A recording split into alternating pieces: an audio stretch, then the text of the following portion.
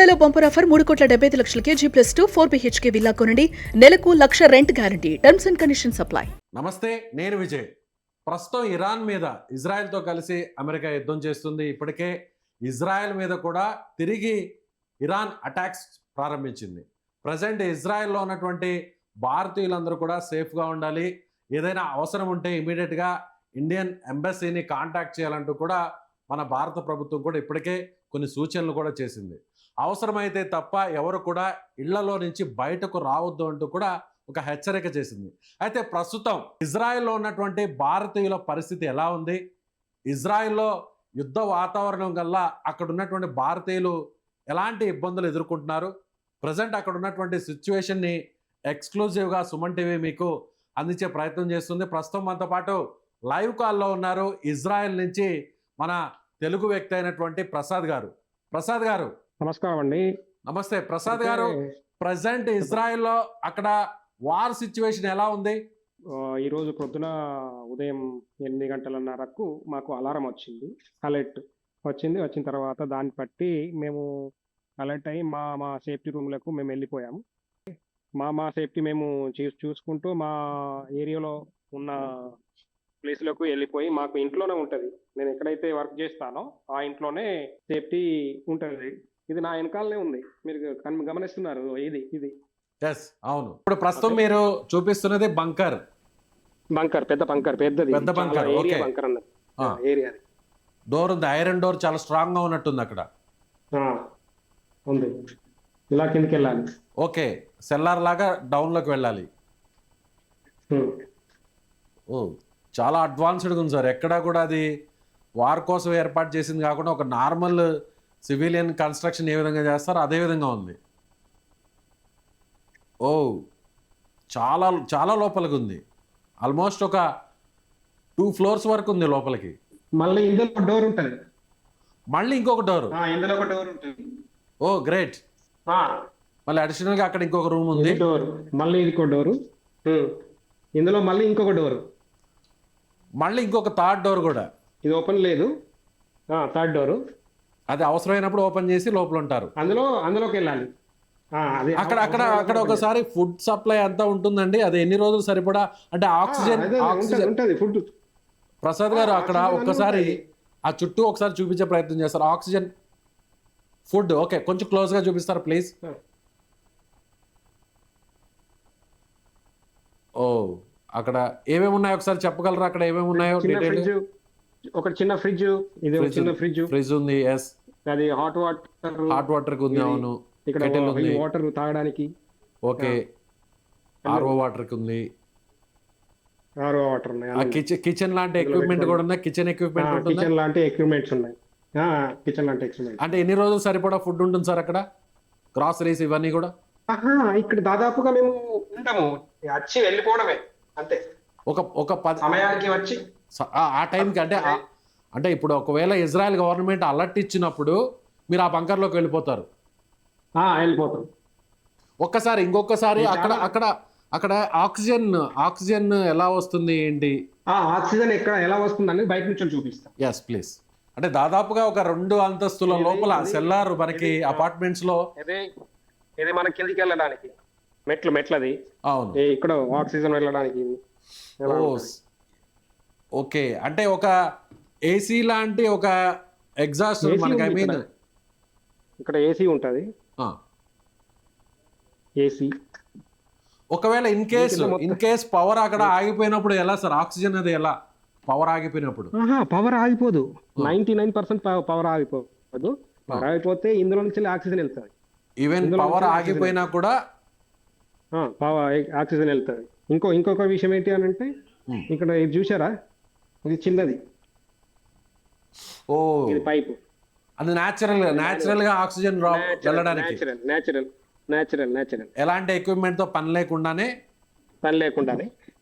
Oxygen వెళ్తుంది. So అందుకే Israel ని అడ్వాన్స్డ్ టెక్నాలజీ ఉన్న కంట్రీ అంటారేమో, బహుశా ఇందుకేనేమో.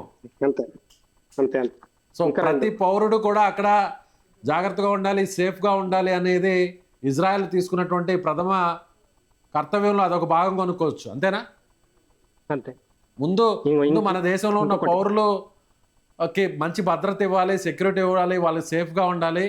ఆ తర్వాతే ప్రపంచ దేశాలు వేరే ఇతర దేశాల మీద, శత్రు దేశాల మీద ఆధిపత్యం చలాయించాలి అంటారు, అంతేనా? అంతే అంతే అంతే. Right sir. ఇక్కడి పౌరులను ఫస్ట్ సేఫ్టీగా చూసుకొని తర్వాత మిగతా వాళ్ళతో వీళ్ళు యుద్ధం చేస్తారు. ఇరాన్ మిసైల్ అక్కడ నుంచి లాంచ్ చేసే సమయానికి మాకు ఇక్కడికి వచ్చే వరకు కనీసం 10 to 15 minutes టైం ఉంటుంది. ఆ ఓకే, లోపు మేము ఇందులోకి వెళ్ళి మా సేఫ్టీ మేము చూసుకొని అందులో మేము ఉండడానికి ప్రయత్నం చేస్తాం. ఓకే, అది డైరెక్ట్ హిట్ చేస్తే ఒకవేళ బాలిస్టిక్ మిసైల్ అయితే అయి ఉంటే అది డైరెక్ట్ హిట్ చేస్తే ఇది కూడా పనిచేయదు. బిఫోర్ దట్ మేము October 7, 2023 Hmm. మీరు ఏదైతే చూస్తారో నేను ఎక్కడైతే లైవ్ మాట్లాడుతున్నానో నేను అక్కడ ఆ ప్లేస్ నుంచి వెళ్ళి అష్కలోన్లో ఉన్నాను నేను. Hmm. గాజాకు 15 కిలోమీటర్ దగ్గరలో.